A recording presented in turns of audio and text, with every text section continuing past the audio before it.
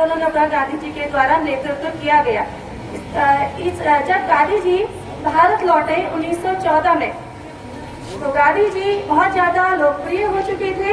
जब गांधी जी भारत पहुंचे तो उनका बहुत ज्यादा स्वागत किया गया भारतीय जनता के द्वारा और उनको महात्मा नाम दिया गया। गांधी जी ने अगले 1914 से 1919 तक पूरे भारत का भ्रमण किया और इन्होंने गांधी जी ने भारत की सामाजिक और राजनीतिक बुराइयों को दूर करने के लिए सत्याग्रह के मार्ग को अपनाने का प्रयास किया। तो इसके लिए गांधी जी ने 4 वर्ष तक पूरे भारत में भ्रमण करके अपने सहयोगियों को भी तैयार किया और भारत की सामाजिक बुराइयों और राजनीतिक जो कंडीशंस थी, उस समय परिस्थितियां थी, उनको समझने का प्रयास किया। तत्पश्चात 1919 में गांधी जी के द्वारा रॉलेट एक्ट का विरोध किया गया। रॉलेट एक्ट एक ऐसा कानून था जो ब्रिटिश सरकार लेके आई थी और उसमें ये नियम बनाया गया, कानून था कि भारतीयों को अवसर के आधार पर 2 वर्ष के लिए ब्रिटिश सरकार जेल में डाल सकती थी। तो ये बहुत ही दमनपूर्ण नीति थी। गांधी जी के द्वारा इसका विरोध किया गया और ये आंदोलन सफल भी रहा। गांधी जी के द्वारा फिर असहयोग आंदोलन, सविनय अवज्ञा आंदोलन, भारत छोड़ो आंदोलन, प्रमुख आंदोलनों का नेतृत्व किया गया और गांधी जी के प्रयासों के द्वारा ही 15 अगस्त 1947 को हमारा देश आजाद हो गया। तो ये विश्व में एकमात्र ऐसा एग्जाम्पल है, एकमात्र ऐसा जिसके द्वारा हमें मतलब ये लगाइए कि सत्य, अहिंसा और सत्याग्रह के द्वारा गांधी जी ने अंग्रेजों को देश छोड़ने को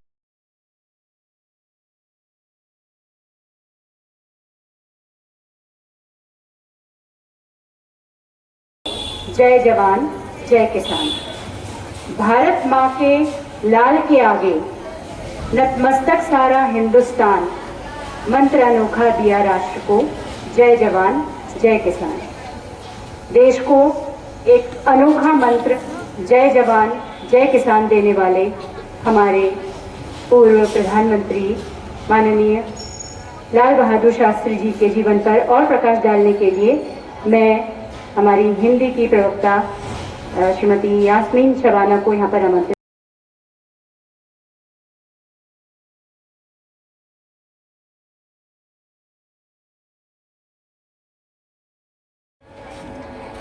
शास्त्री जी, कहा जाता है कि जब जब विपत्ति के बादल आते हैं तब तब कोई महान आत्मा जन्म लेती है। भारतवर्ष पे जिस वक्त गुलामी के बादल छाए हुए थे, उस वक्त भारत भूमि पे अनेकों वीरों ने, महान आत्माओं ने जन्म लिया।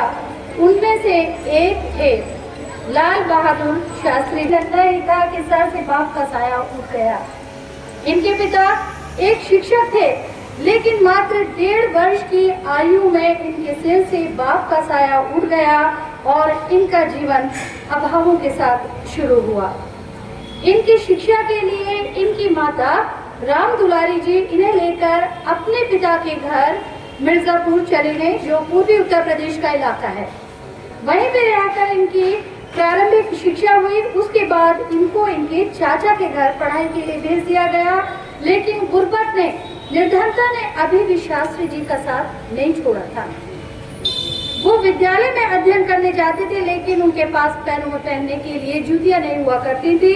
तपती जमीन पे गर्मी के दिनों में भी वो उस गर्म रेत से चल करके जाते थे और अपनी शिक्षा ग्रहण करते थे। इस तरह बड़ी विकट परिस्थितियों में इनका बचपन बीता।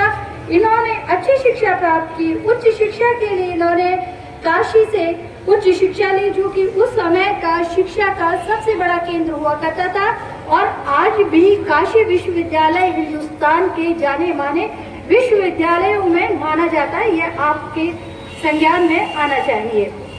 और इनको 1962 से ही प्रधानमंत्री का पदभार मिल गया था। प्रधानमंत्री पद पर रहते हुए भी इन्होंने सत्यनिष्ठा, कर्तव्यनिष्ठता और पूर्ण ईमानदारी के साथ अपने कर्तव्यों का निर्वहन किया। देखिए, साथी की एक मिसाल मैं यहाँ पर आपको और दे चलूं कि एक बार जिस वक्त ये प्रधानमंत्री पद थे, उस बार एक वक्त था कि ये किसी कपड़ा फैक्ट्री में गए, मिल में गए। वहां पे इन्होंने देखा सर्वे किया, निरीक्षण कर रहे थे, तब ललिता जी को एक साड़ी पसंद आ गई जिसकी कीमत लगभग 1000 रुपये हुआ करती थी उस वक्त का 1000 रुपये बहुत ज्यादा धन था, आज की डेट में बहुत ज्यादा था। लेकिन फैक्ट्री मालिक ने ललिता जी को वो साड़ी उपहार के रूप में देना चाहिए, लेकिन शास्त्री जी ने क्योंकि मेरी हैसियत नहीं है कि मैं आपको 1000 की साड़ी पहनाऊं और मात्र 100 रुपया उनकी जेब में थे, तो उन्होंने 100 रुपये की कीमत की साड़ी प्रधानमंत्री की पत्नी को मिली उस समय। आज के दौर में आप समझ सकते हैं कि हम शोषा कपड़े के लिए कितने दीवाने हुए भागते हैं। तो इतनी सादगी थी, इतने उच्च पद पे, प्रधान पद पर होते हुए, प्रधान नायक होते हुए भी देश के शास्त्री के जीवन की इस सादगी ने हमेशा उनको इतने ऊंचे शिखर पर कायम रखा है, जो कि तमाम दुनिया के लिए एक उदाहरण है अपने आप में उस सादगी को लाने का। 1966 की बात है, जिसे पूर्व अभी मैडम ने बताया था कि 1965 में पाकिस्तान भारत का जब युद्ध हुआ था, तो उस समय शास्त्री जी ने झंडे गाड़े थे। तो 1966 में एक समझौता हुआ था, जिस समझौते का नाम है ताशकंद समझौता। तत्कालीन राष्ट्रपति पाकिस्तान अयूब खान और भारत के तत्कालीन प्रधानमंत्री शास्त्री जी के बीच में ये समझौता हुआ था, जिसे इतिहास में ताशकंद समझौते का नाम दिया जाता है। समझौता हो गया, दोनों देशों के बीच साइन हो गए थे, दस्तखत हो गए थे, लेकिन वो दिन भारत के लिए जहाँ हर्ष का विषय था कि आज एक समझौता दो देशों के बीच हुआ है, वहीं बेहद रुदन का दिन था, क्योंकि उसी रात शास्त्री जी का हृदय आघात के कारण निधन हो गया था। निधन से 4 घंटे पूर्व कुछ घटनाएं ऐसी घटी हैं जो कहीं ना कहीं प्रश्न खड़ा करती हैं शास्त्री जी के निधन के बारे में। समझा जा रहा था कि समझौते के बीच कोई ऐसा मसौदा आया होगा जिससे शास्त्री जी को आहत होना पड़ा, लेकिन इसकी सत्यता ये थी कि अपने ही देश में शास्त्री जी का विरोधी पार्टियों ने विरोध किया था ताशकंद समझौता करने में। यहाँ तक कि उनके परिवार के लोगों ने भी इस चीज़ को पसंद नहीं किया था और ये चीज़ शास्त्री जी को बहुत ज़्यादा दुखी कर गई थी। तो रात के करीब 1:30 बजे के टाइम था जब उनके हृदय में दर्द उठा था और उन्होंने उस वक्त डॉक्टर को बुलाने के लिए जब कहा, जब तक डॉक्टर आए थे उनकी हृदय गति रुक गई थी। पूरे भारतवर्ष को पूर्व लगभग रात के 3 बजे मध्य रात्रि में जब ये खबर भारत पहुंची,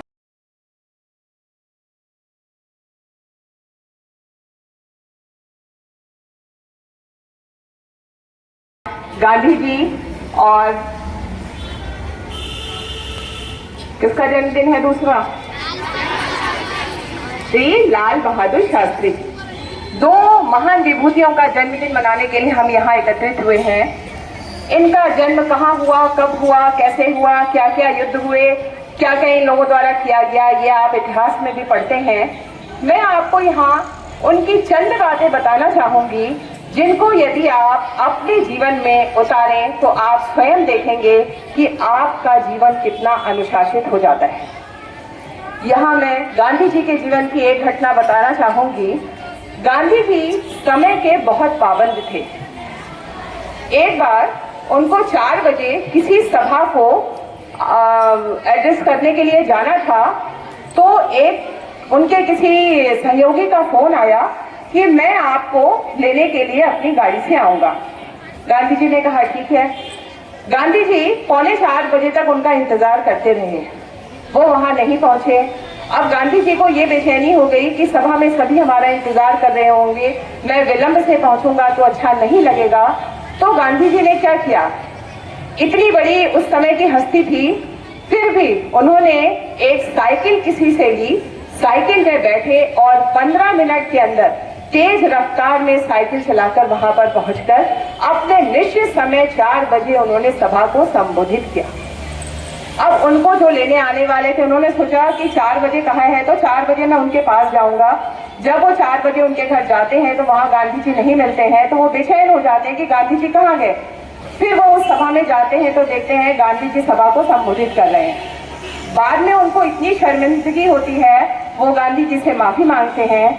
गांधी जी ने उनसे ये कहा, अपने जीवन को सफल बनाने के लिए समयबद्धता बहुत जरूरी है।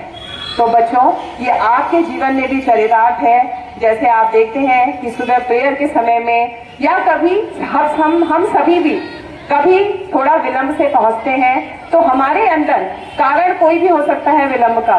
कभी ऑटो नहीं मिला, कभी हमारी स्कूटी खराब हो गई, कभी हम जैम में फंस गए, बहुत तरीके की बातें होती हैं। लेकिन दिल से हमें ये अनुभव करना चाहिए कि आज तो हम लेट हो गए, लेकिन कल हमें लेट नहीं होना है। जो आप लोग जिसका अनुसरण नहीं कर रहे हैं, सुबह आप देखते होंगे प्रेयर में कितने बच्चे ऐसे हैं, कितनी शक्लें अब हमने पहचान ली हैं कि वो निरंतर लेट ही आते हैं।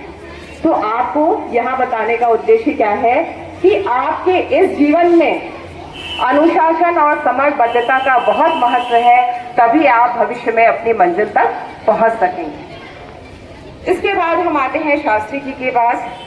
बच्चों, मुझे ये बताते हुए बहुत हर्ष हो रहा है कि शास्त्री जी का जन्म वाराणसी के पास मुगल सराय नामक स्थान पर हुआ था और स्वयं मेरा भी जन्म वाराणसी में ही हुआ है।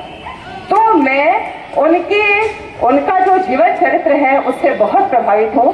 और दूसरा कि उनका जन्म भी एक श्रीवास्तव परिवार में हुआ था और मैं भी जन्म से श्रीवास्तव परिवार में ही जन्मी हूँ।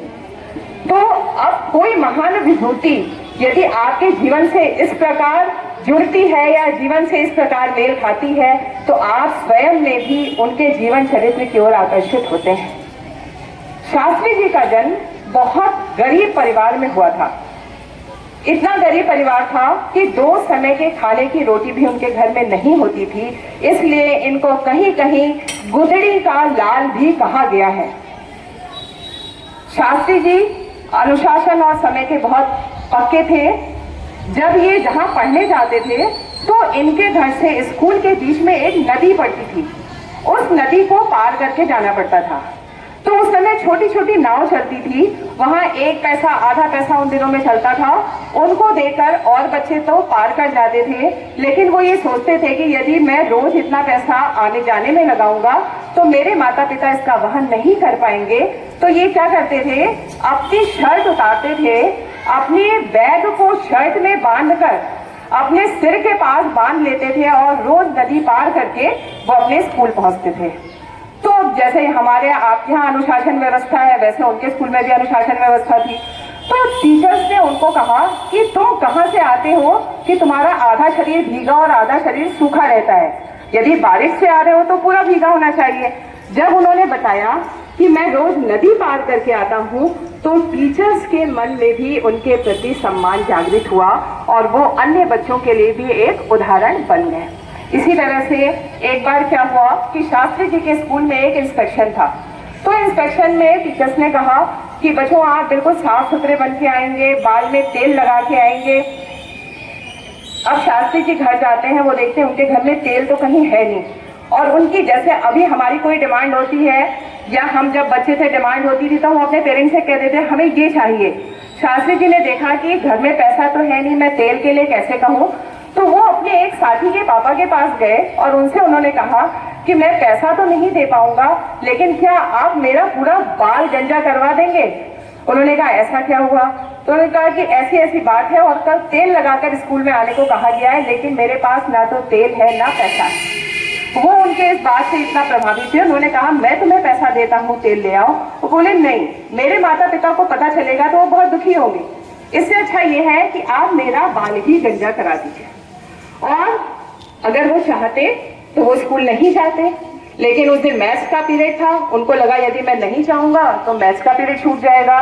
तो इस तरीके से अपने जीवन में किसी भी चीज को उन्होंने ये उच्च स्थान पर नहीं रखा कि ये है तो हम काम नहीं कर सकते। ये गुजरी का लाल जो इतने गरीब परिवार में जन्मा था, अपने इन्हीं कर्मों के कारण एक दिन देश के प्रधानमंत्री पद तक पहुंच गए। इनकी जो बीच की जो अनेक कथाएं, अनेक जो इनके साथ घटनाएं घटी हैं, वो सब आप परिचित हैं और इतिहास में भी पढ़ते हैं। लेकिन ऐसे जो जीवन की विशेष घटनाएं होती है वो इतिहास में बहुत ज्यादा आपको देखने को नहीं मिलती हैं। 17 वर्ष की आयु में ये गांधी जी के साथ आंदोलन में कूद पड़े और जेल चले गए। जब ये जेल गए तो उस समय आज की तरह उस समय भी था कि 18 वर्ष का बच्चा यदि नाबालिग है तो वो जेल में बंद नहीं किया जाता था, तो उनको 2-4 हाथ मार करके और उनको वहां से भगा दिया। लेकिन उनके मन की ये आग अभी शांत नहीं हुई थी कि मुझे एक बार मार पड़ गई, मैं जेल चला गया, तो अब मैं इस आंदोलन से हट जाऊं। उन्होंने क्या करा, उन्होंने करा, गांधी जी ने कहा कि अभी तुम छोटे हो, अब तुम पढ़ाई करो। उन्होंने कहा नहीं, मैं पढ़ाई तो करूंगा लेकिन मैं इस आंदोलन को नहीं छोड़ूंगा। तो फिर उन्होंने कहा स्कूल के साथ तुम आंदोलन नहीं कर सकते हो, तो उन्होंने स्कूल की पढ़ाई छोड़ दी। उन्होंने कहा अंग्रेजों के विद्यालय में मैं नहीं पढ़ूंगा। तब गांधी जी ने उनके लिए एक विशेष टीचर की व्यवस्था की जो उनको पढ़ाया करते थे।